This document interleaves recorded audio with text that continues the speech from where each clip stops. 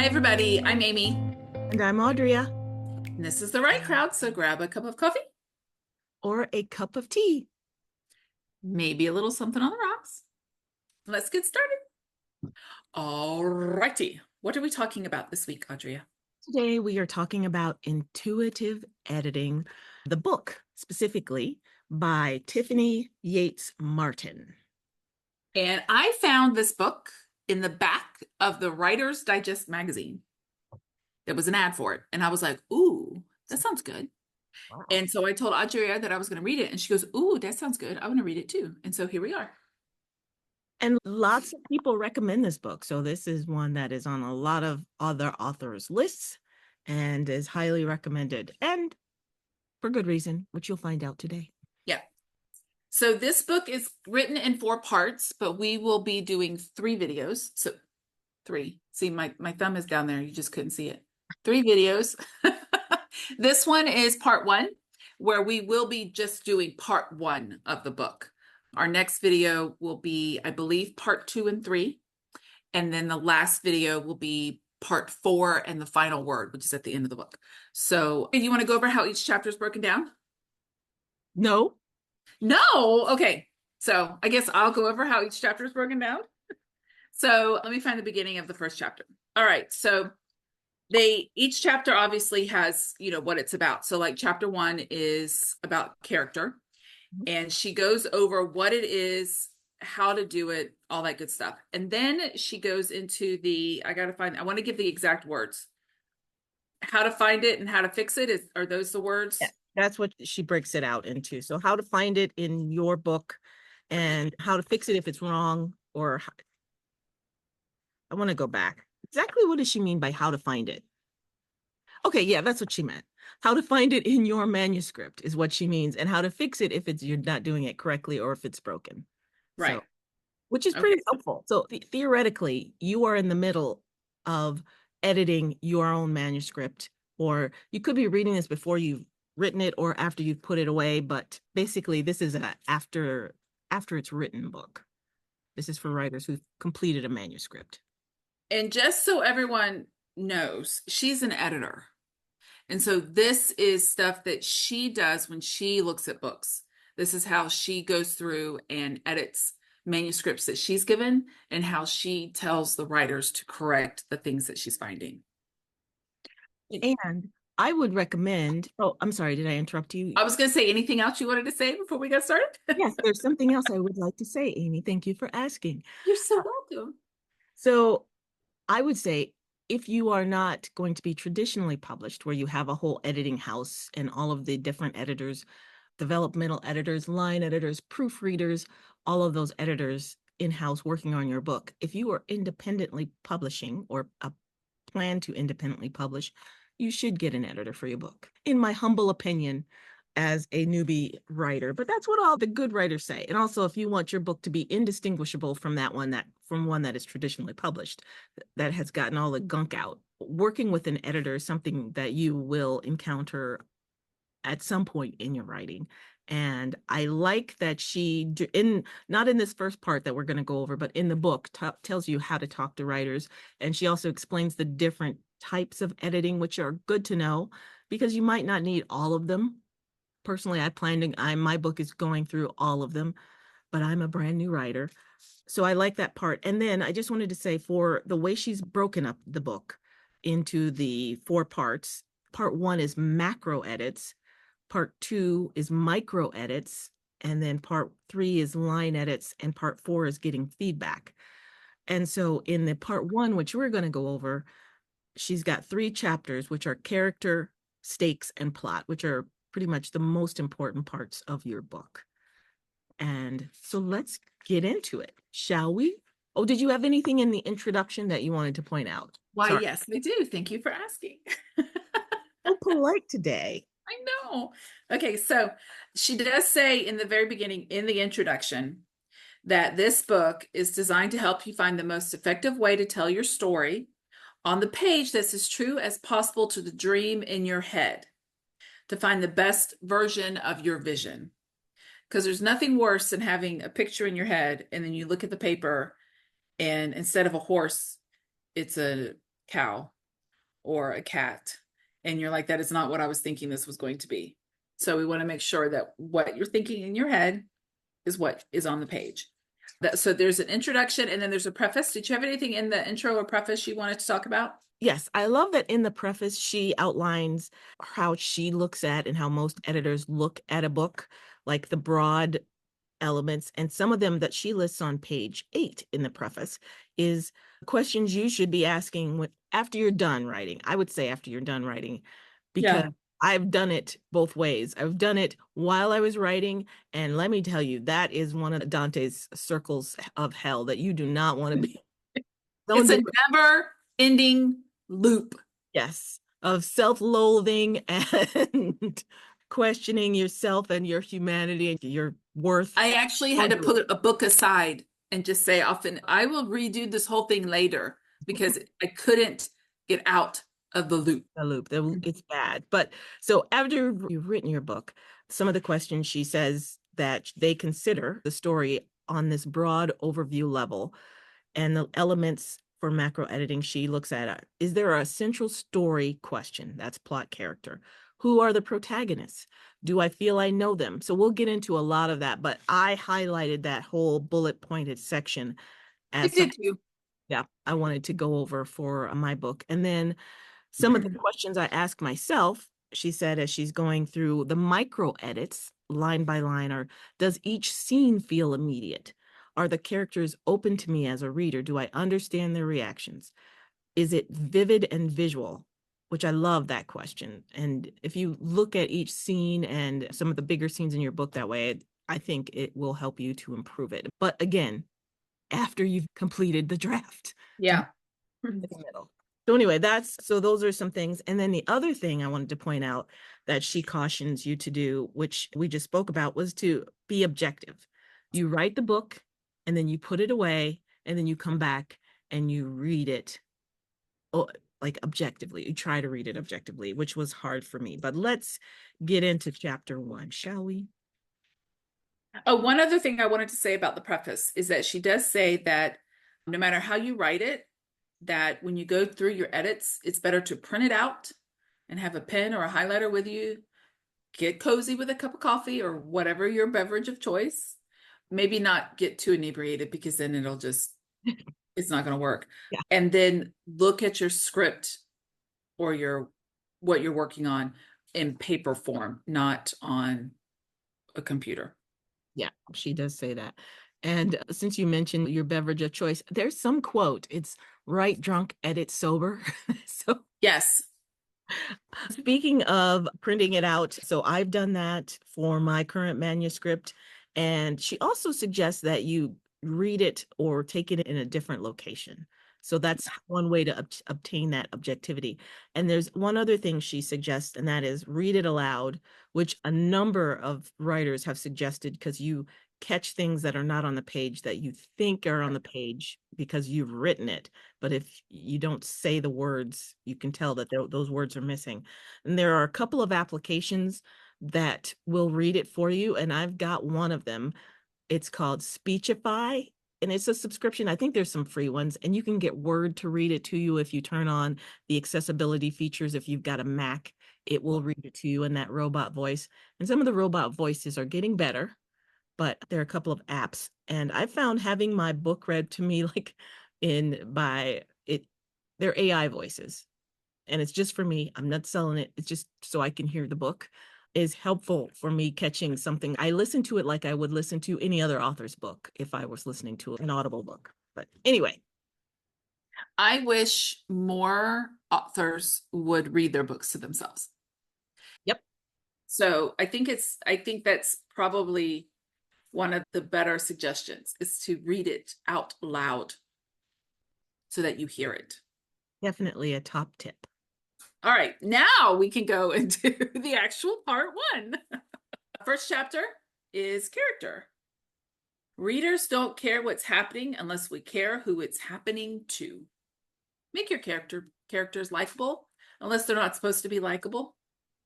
At least make them relatable, is a suggestion.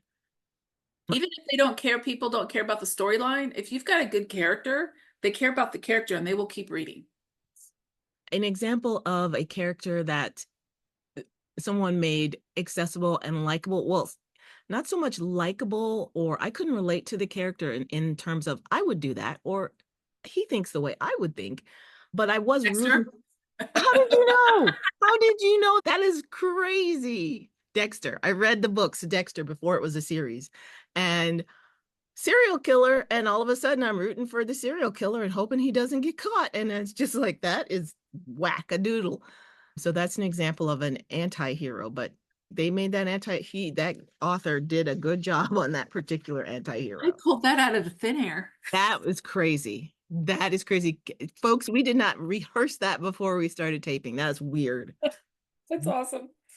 Okay, let's Okay. move on. I have so many things highlighted in this chapter that I'm like, what do I say? Okay, so she does go through the foundation and three key questions from the basis of a character: who they are, what drives them, and what's in their way. So these are three main things you need to get across about your character. We also need to know their goals and motivation. Like, yeah, I like Dexter, but why? What's the point? What's his motivation? What's driving him? And yeah, things that make up Dexter. If we're using Dexter as our example, the things that make Dexter, he has a code, and that code was implanted in him by his adopted father. So, I mean, those are things you learn about Dexter in the book that make you care about Dexter and kind of root for Dexter. So, what drives your character and why does it drive them, and what's in that character's way are good examples. If we had only planned this ahead of time, we could completely We use could have totally like used Dexter. a great example for the whole stupid thing. But anyway, so yes, I really like that she sets down that foundation, and I highlight a lot of that first chapter as Yeah. well as post-its in it, because I really like how she points out it's not just who this character is and those three foundational questions, but how does the reader know the answer to those questions, which for those of you who have now been playing along at home for a while with our recordings, I'm in the middle of edits on my book. And one of the things that came back from the editor was that I was missing some of the interiority or some of the thoughts. They weren't on the page. They were in my head, but they weren't on the page. So you, the reader, who is not in my head, had no idea why she was doing some of the things she was doing or how she jumped to some of the conclusions and took the next step, because it was in her head, in my head, but not on the page. So I love that she points that out in this part of the book, a chapter. Yep. She says for each key character trait, you really want your readers to understand: is it clear? Is it specific? Is it vivid? And then she goes through what exactly does that mean for each of those steps. And part of it being clear is what happened what you meant to convey. So you can make a point and it could be clear, but is it what you meant it to be? So I like that so don't be vague. Don't be vague. Yes. What page are you on right now? 35, 36. This is so funny. It is really like author book club when we do this, because if I were in a book club for authors and we were talking about a craft book, we would be going through how they did it. And that's what we do here. This is what the whole point of these book reviews. But I'm going to go back to page 30, because one of the things that you build into your characters, that what's in her way or what's in his way for your character, she wants you to consider how it manifests. So if you've given them some particular flaw, not just what that flaw is, but how might that person react? And then that's how you show your reader how that flaw is impacting their life or making them make certain decisions, etc. So that was one of the things I highlighted in that what's in their way section, because that was, again, if you're working on your manuscript, you're going to pick up things that you need to work on, or you're going to get an edit back from either your editor or your beta reader, and they're going to point out some of these things so you can look through the book to figure out how to fix them. One thing I want to say about what you said is she does point out that your character needs a flaw. Yes. Like your character can't be perfect. Your protagonist and your antagonist both need flaws. You can't make them this perfect whatever. There needs to be something, whether it's present, whether it's past, They need some sort of flaw. Yeah. We've read about that or heard that in other books, but she gives great examples in her book here so that you can apply it to your own books. For example, if your protagonist is selfish, what indicates that to someone meeting her on the page for the first time? That makes you think about it. So my protagonist is sort of a little bit self-righteous. So how does that appear when she meets people, or how does that come up? But so I think the examples that she gives and how to apply it in your book are going to be helpful for those of you who are in the middle of editing or about to start editing your manuscript. And the examples that she gives from other media, books and film, would be from Harry Potter. She's also got Seeley from The Color Purple and Frodo from that franchise. She's also got Gatsby. One of the things she says, which is important to note, is that a character's goal might change during the story, or if you're writing a series, over the course of a series. And she gives examples of characters whose goals change. And for example, a character whose goal does not change. For example, in The Great Gatsby, Gatsby wants Daisy. That doesn't change throughout the book. If you ever read that book, it probably should change at a couple of points, but that's what makes that book a classic. It doesn't change. Same thing with another classic. What is it? Captain Ahab and his Yeah. white Moby Dick. Doesn't change. He wants that white whale. And because he cannot shift, he doesn't change. That is a book that was written like, what, 150 years ago. So, I mean, I'm not spoiling that for anybody. The white whale is his doom. If you haven't read Moby Dick, go read Moby Dick. All right. What else we got for a character? Your characters are the vehicle in which readers ride through your story. I like that line. Yeah, that's a good I one. like that line. Since I'm in the middle of edits with my book and I had the thing on interiority pointed out, she talks about that characteristic. So she says, I don't mean you have to painstakingly delineate every internal monologue they have. Just let us get a sense of who they are, how events strike them, why they do what they do, how they feel and react when something bad or good happens. And that's what was missing from my manuscript. So that's why I had to pull it back and put more of that in there. Like when she walks into a room full of people, because she's an orphan, not unlike many characters out there. Mine has some found family in there. What she wants is to feel like she belongs in that room full of people, of her new husband's family. She wants to be a part of that family really badly.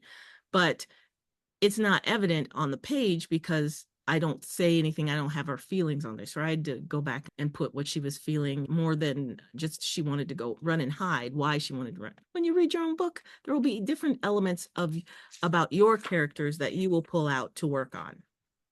It kind of goes with that is on page 40, she says, inner life isn't about melodrama. It's about inviting the reader behind the scrim your character presents to other. We get to go backstage and see what's actually going on. Yeah. So you get to fill your readers in on what's going on with your character.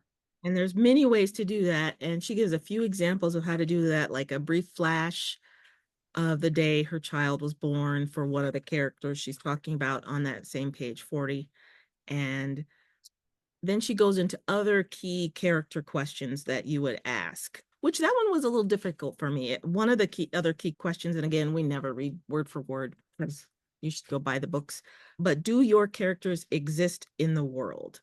And that one was hard for me. I was like, of course they're on the page, so they're in the world, but there are elements that you want to bring out some of the different examples or settings, and etc. for the characters so you can place them in that point in time. Specifics about their life. Yes, thank you. That's much more succinct. Oh no, she said it. We need specifics about his life. That wasn't me. You're brilliant, Amy. That was her. Clearly, viscerally show readers who he is and offer a full and vivid picture of his life. Another question she asks, is your character consistent?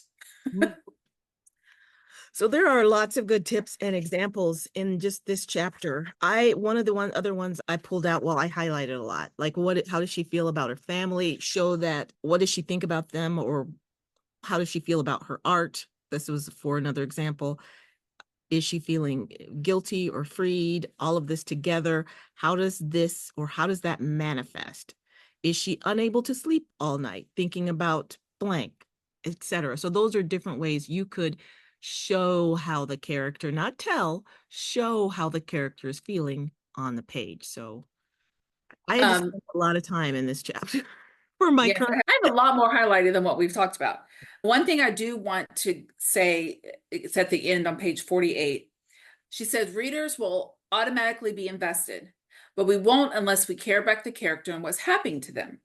Your job is to show us fairly quickly why we should, to make your characters engaging and relatable. And then she goes into a list of things that will make your character unlikable.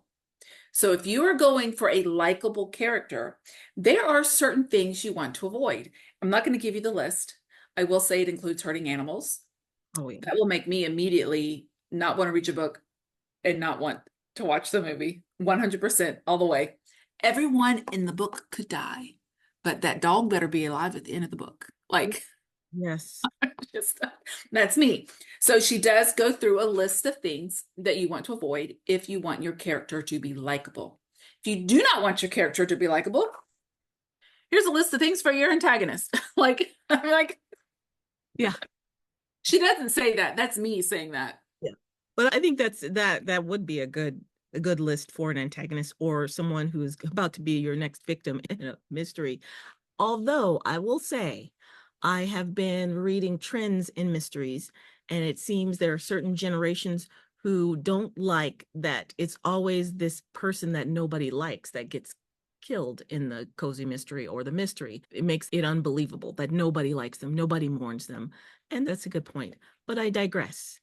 On here, when you're editing, one of the examples that she pulls out is Kristen Bell's character in the TV show The Good Place, which was an excellent TV show, which you did not watch because you guys do not watch television. But my husband and I watched The Good Place. But her character was reprehensible. She was horrid. She was just, I mean, she was the exact example of someone you would not like. I wouldn't spend time with. And if she got hit by a bus, I'd go, I hope the bus is okay. But No one on the bus got hurt, right? everybody on the bus, and the bus is okay, I hope. But you generally start to root for that character through character growth if you watch the TV show, which is no longer in production. But she has some great examples in here, how to hook characters by showing the character's good sides or things that would make a reader root for or be interested in the character. Even Hannibal Lecter, he's an example that she's got in here. Did you see the movie Silence of the Lambs? Okay. I read the book. You read the book. Even Hannibal Lecter, again, no redeeming qualities to this murderer, serial killer, except the way he helps out. What's her name? The main character. Clarice. Clarice, yes. Clarice. Thank you, Clarice. So again, an example of a really well-written character dynamic and hero anti-hero dynamic. And in the movie, they perfectly cast Anthony Hopkins. Wow. Yeah. Yeah. Those two, and I can't, Jodie Foster, they were perfectly cast in that movie. Mm. Yeah. Enough. Okay. So anything else in character that we want to talk about? One more thing about characters, though, that you have so much highlighted. I know there's a lot. You could buy this book just for this first chapter, peeps. But so the other thing that she mentions in here, one thing I will just give an example from my current editing pain is when you mentioned that is your character consistent? The character should be consistent throughout the book. But if you're writing a series, whether it's a sci-fi series or mystery series or some sort of fantasy series, etc., if it's the same main character throughout that series, they should be consistent throughout the series. So you have to watch for that when you're doing your edits and when you're writing, and then you can catch it in the edits if the character has changed through no reason, no change arc. And that is also what caught me in my beta reads. Someone read book 1 and book 2, and they said, so why is this character, the main character in book 2, have the same name as the character in book 1? And I'm like, well, because it's the same person. They're like, no, it's not. I'm like, okay. And then I crawled into the fetal position and started rocking back. So my character was not consistent from book to book. I had made a change to their attitude and the way they reacted to things that was picked up by all the beta readers. They said these are not the same people, but they have the same name. So anyway, that's that. Let's move on. Like we said, it's a circle Is that you this, just can't get out of. yeah. So anyway, Okay. chapter 2, we're talking about stakes. Story stakes are high only insofar as you make us care about your characters and make the characters care about the outcome. Break every other rule of storytelling, but fail to create high stakes, and readers will stop turning the page. Very true.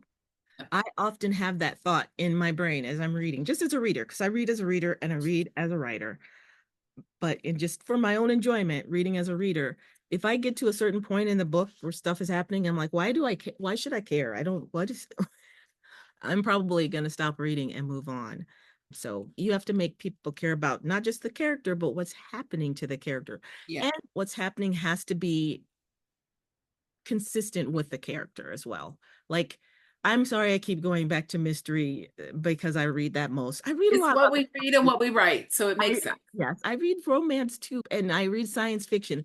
But for example, because it's such an obvious example, in a amateur sleuth mystery, when a amateur sleuth or just your average everyday person makes the decision to investigate the crime, it has to be believable. The reason or their motivation has to be very believable. Otherwise, I'm just going to stop reading because it doesn't make sense why an average person would upend their life and put themselves in danger if the motivation isn't there. Right. That was just an obvious example. So one of the quotes just on that same page, not quotes, but one of the things I highlighted is your characters must want something desperately and there must be consequences, meaningful ones, if they don't achieve that goal, which is a really great thing to look at your own writing with. What is it in your manuscript your character wants and what's at stake for them if they don't achieve the goal? Fail to create high stakes, and much of the rest of your story structure collapses. True that. She ain't wrong. Okay, so how to find it. There's a whole section on how to find whether or not you've created the stakes that you need to create in your book. One part that I have highlighted is readers feel what your characters feel.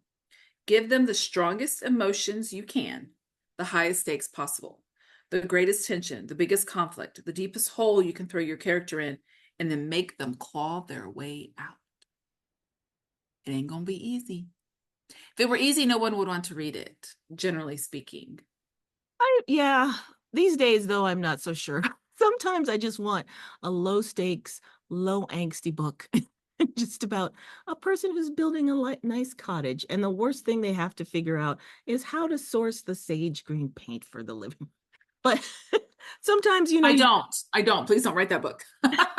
Actually, if I wanted something like that, I would watch a Hallmark movie yeah, because they have stakes, they have stakes. but they're hokey. You always know it's going to come out on Yeah. Hallmark. These are always, Yeah. which is why Hallmark is so popular. I watch a lot of Hallmark myself. So much so that my husband will not come into the living room if he can see Hallmarks on. I'm like, okay, I'll switch it. Watch something else. We can watch Reacher. Yes. Yes. Have you been watching the new season? I have been watching the new season. Let's talk about that off camera. I have a lot to say. What were we talking about? Oh, so how to find it. We were in how to find it. Okay. And you pointed out one of the things for you. One of the highlights for me was in that first section is look for areas where you may be making assumptions that the reader will understand why a character cares about something. So again, you have to put it on the page, Audrea. Your reader can't read your mind. Nope, apparently not. But so she says, we need to know why it matters so desperately to them, specifically, concretely, and viscerally. Are these answers clearly on the page? And then, of course, she's got the how to fix it section. So if you need to fix your stakes, she has the questions. Why does he want it? Motivation, the things you should work on, and how to add layers. and resonance by doing both internal and external stakes, and also internal and external goals. I like what she writes about internal goals. Oh, well, both of them. External goals are concrete and tangible. Frodo wants, is taking the One Ring to Mordor. That's his goal. It's tangible. A ring goes to this place. Internal goals are squishier. Yes, I thought that. I like that. So Frodo wants to protect the Shire and preserve the Hobbit's way of life, security, comfort, happiness. So I love how she contrasts those two. So you're have a well-layered book, well-layered character if they have external goals and internal goals. Yeah. And then under the how to fix it, she gives you questions to ask. We're not going to go over those because you need to buy the book. And when you ask those questions, is it clear on the page for your reader what the answers are? Not in your brain, it makes sense to you, but if third parties reading your book, do they know the answer to those questions? And then she gives lots of examples of different books and movies where they actually do this thing, like they show the thing on the page. They don't leave you guessing. Yes. And then she goes on to adding layers and meaning, and she says stakes must be real and significant from the outset, but they should continue to evolve and heighten throughout the story. So don't start at the top of the roller coaster. You need to get your readers to the top of the roller coaster. If you start at the top of the roller coaster, you're going to have a really high roller coaster because you're going to have to keep going up. Yes. So, And readers wondering why you're at the top of the roller coaster. yeah, you're going to be like, whoa, wait, how did we get here? Happened. Yeah. Yes. And then lastly, for that part of character, the stakes, make it urgent. And she has at the end, you may have heard the phrase torture your characters. Raising the stakes is generally what it means, which for me is so pain. I am too fond of my characters. So I have to reread things like that. Okay, I have to make it painful. I have to beat them up. All right, next chapter in part 1 is all about plot. And we are on, for those of you following along at home, page 73. Plot And is the journey itself, the road they travel. If you don't take us somewhere, we have no reason to read. it's a good quote. And that's all I have to say. Yeah, that's all you have to say. It's enough. So she says, even if you have created living, breathing characters with compelling stakes that have made us deeply invest in them, without something for them to do in service to those goals, the story falls flat. So that the plot is the something to do in service to the goals and stakes that you have set up. So she goes right basically from that into how to find it. Some of the other chapters, there's a lot more to them and other things to do, but basically it's like, this is what you do and how to find it in your manuscript. And the questions are pretty straightforward. Basically, it's And there's a very long list of them. very long list. And you've highlighted exactly what this long list helps you do. When you examine your manuscript and ask yourself some essential questions, you can ascertain if your plot, and I'm paraphrasing, if your plot is working as well as your story in your story as it can. So some of the questions are, what happens? Is it surprising? Is there too much plot or is there not enough? Does it hold together? Are there plot holes? Are there loose ends? Good gravy. Don't talk to me about loose ends.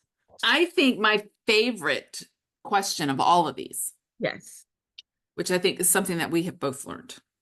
Does your story start in the right place? I was looking at that one. Yes. That is like a very good one. I don't remember if it was a class I took or a book I read, because like you guys know we read all the books. But someone said to like write your story, and then when the action starts, that's really where the book starts. Like everything before that it was just fodder. Like get rid of it.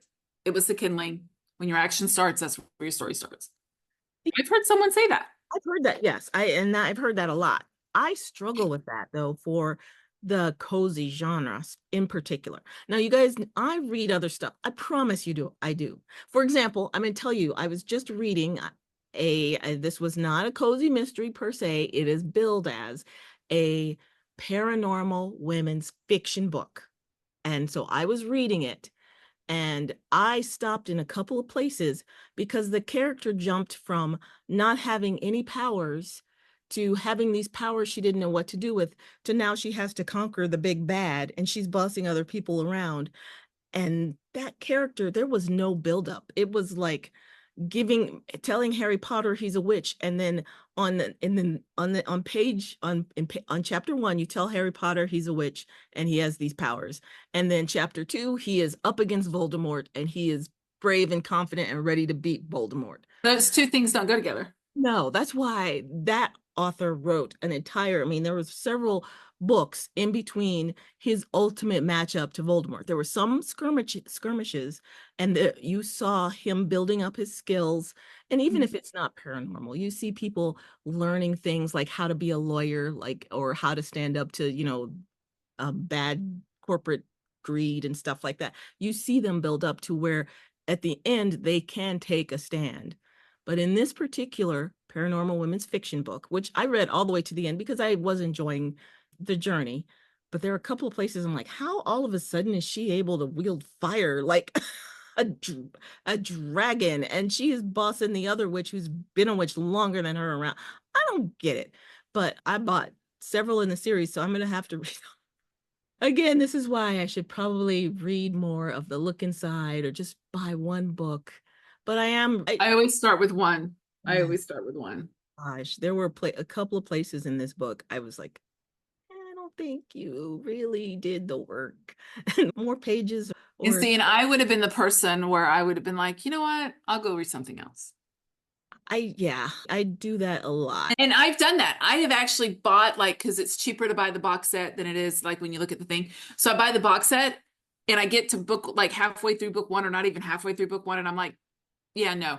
I put it back in the box and I'll go donate it somewhere else. I'll let somebody else, because I do read so many books a year. I have no problem DNFing something because I'm not going to waste my time on a book I'm not enjoying. True. Because then I'm not engaged in it. And instead of reading, I'm going to go do something else because I don't want to get back into the book. Exactly. So DNF, did not finish or do not finish a book because you're not enjoying it. I've done that on many. I do have a DNF line that I draw. I'm like, I'm not going any further. And this book, Intuitive Editing by Tiffany Yates Martin, is going to help you write books that you don't get your readers to DNF. So that, and especially if you want your readers to buy other books, you're going to write more than one book. Even if it's not a series, maybe it'll be standalones, mini standalones. You want readers to go, oh, I love the way Amy Strong writes a book. I'm going to read her Warhammer. I'm going to read her romance. I'm going to read her cozy mystery because she knows how to keep a reader engaged and build characters. I'm going to read her whole canon, all of the stuff in the Amy Strong library. I'm going to read that. So editing is how you get there. Editing is how you write or not write, how you revise your book. So it is not a DNF.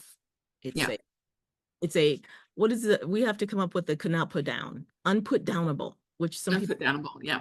which The books, so I was telling Audrea before we started recording, I just read two books that from the same author that were not a genre that I ever read. I don't even remember why I know why I picked it up. Because this year I made a reading journal, and in it, I had to read a book about a bookstore.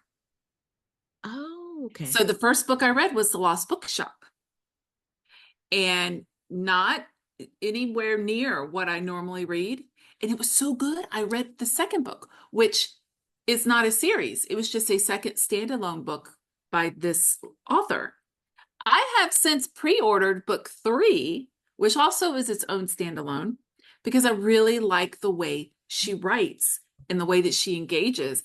And her second book was 2 separate timelines that I normally I do not read those. They're too hard to keep up for me. But she did it so well that I engaged in both timelines and I really enjoyed it. So whoever her editor is, I should find out, because she did a really good job. And she kept the plot going, which is what we're talking about. Exactly. So nice way to bring it around, Amy. Well done. All right. So she gives a great example of a well done plot in here. She uses the Da Vinci Code. She talks about doing an X-ray for the story, which where you write down one line for exactly what happens in your story.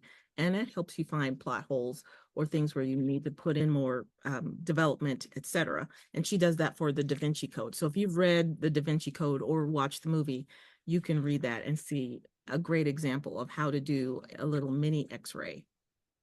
And next up in the plot section is, does the story take the reader somewhere? So again, there should be not just a beginning, a middle, and an end, but for those of you who are trying to transcend, it should be transformative for the reader. The main character, the MC, should start at one place in the story and in their life or in their character and end in another place, stronger or better off, or if you're writing a tragedy, not so better off.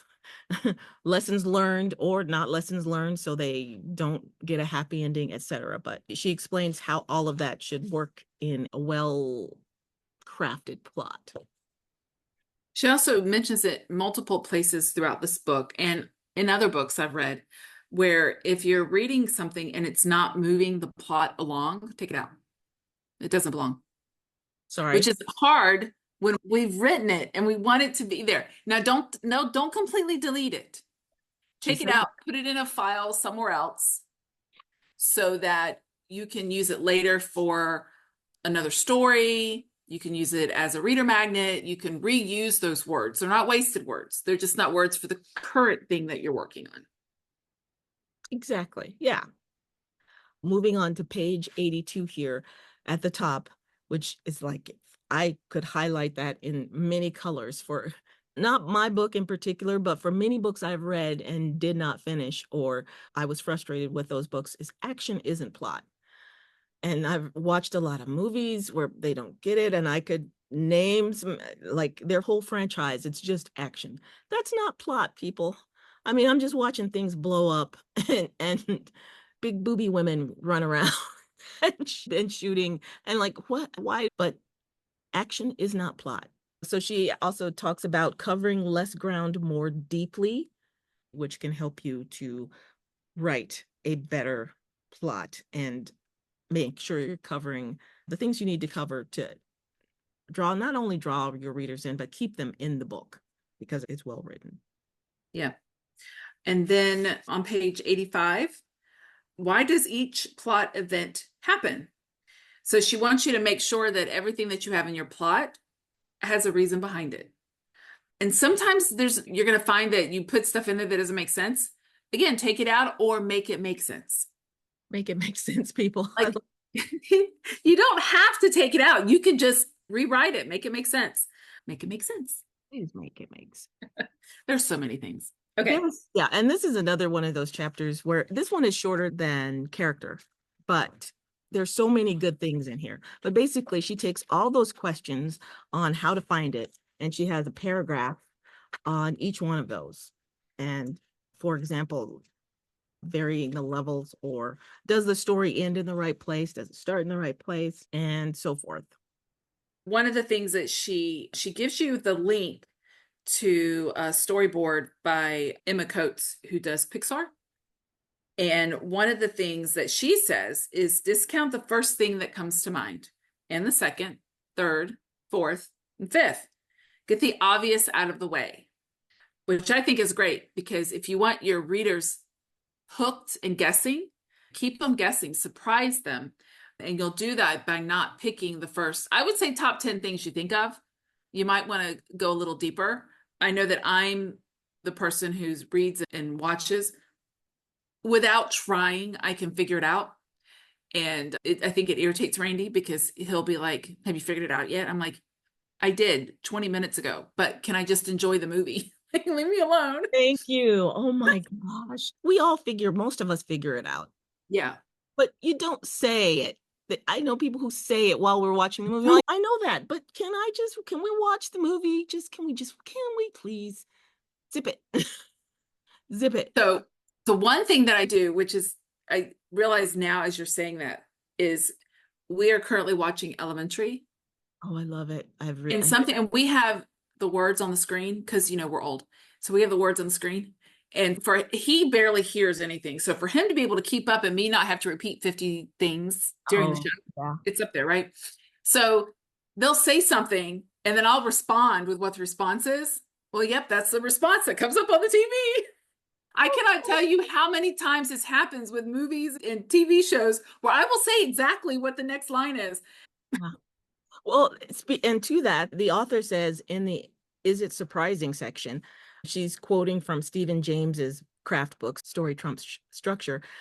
And she says, readers want to predict how the story will end or how it will get to the end. So they want to predict it. And many of them can if they've watched many, but they also want to be wrong. So I'm paraphrasing, but they want to be wrong. So when you surprise them at the end, which a few movies and books have surprised, like I thought I had figured it out, and we got to the end and I was like, what? And then you think back, all the pieces were there. The author or screenwriter played fair, but they did it so beautifully. It was Yep. so well written and plotted that I followed the wrong thread or something. And I love it when they turn out like that, or when I just can't figure out who did it or what's going to happen. Those are also good examples. So again, let's just say this is just part one, people, of Intuitive Editing by Tiffany Yates Martin. So run out and get the book and start reading it, but only once you have finished your first draft, at least your first, or if not your fifth draft, because you don't want to start editing before you finish, because you might not ever finish, and that would You be get bad. stuck in that loop. Yeah. Dante's circle. Don't ask us how we know. And with that, we will Like and subscribe. Like and subscribe. do like and subscribe and recommend it to other writer friends of yours, and follow along for other books we will be reviewing this season. And thanks, everybody. Bye. Bye.